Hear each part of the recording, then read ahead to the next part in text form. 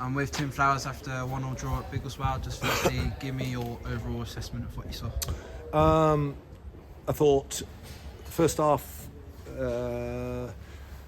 Dylan Hadley got in twice, arguably should have had a penalty on both occasions, early doors, kicked the ball past Flanagan there right back, and he's just stood and flattened him with a shoulder charge, nothing, and then he skipped past and he got tripped, so I had boot on boot and he got nothing. He was our shining light going forward in terms of anything that we looked dangerous with or creative.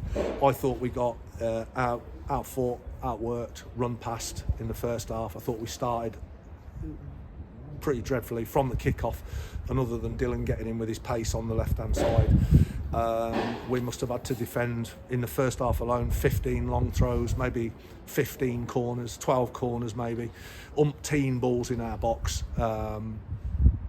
We played with very little quality, which is very difficult. I mean, let's be fair, the pitch is, for both teams, is really difficult surface to play on.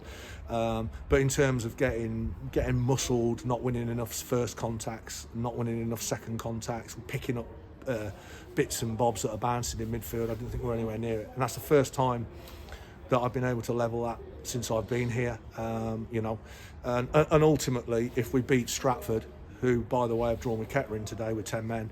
If we beat Stratford, and we should have beaten them comfortably, then we got a home win and an away draw, and everything looks great. I'm not stupid, but listen, I don't disrespect any point, but we have to be better than that. In the end, we succumbed to a long throw, defended it poorly, scalped a header across the face of our own goal, and it seemed to just trickle in the far corner. But then responded with, you look at your watch, 5 to go plus overtime. Put Dan Sweeney on, hoping he'll produce a rabbit out of a hat. And in the end, it's a set piece, and it gets headed on and helped into the middle of the goal. And Joe's on hand to smash it under the keeper. And second half was a bit more like it in terms of competing. Listen, we've lost Willock to a suspension, and you miss his physicality up there. Put Ty on to try and get a bit of that in the second half, which he did. But all in all, I'm grateful for the point, because I didn't think we did anywhere near enough. So that's my first real gripe since I've been here, because they've been terrific. I've just told them exactly the same thing. You know what I mean? That I still love them the same, but it's like being in a marriage. You have to tell people where you have disagreements, and I can't stomach watching that first half display again. So that's how I saw it. In all of that, could you find any other positives? Yeah, Dylan was outstanding. Yeah, he's come back from an injury, getting Sweeney on the pitch with 10 to go, with the overtime, probably around about 11, 12 minutes. And by the way, did all right when he came on. He's strong, he's got. We all know he's got a goal in him.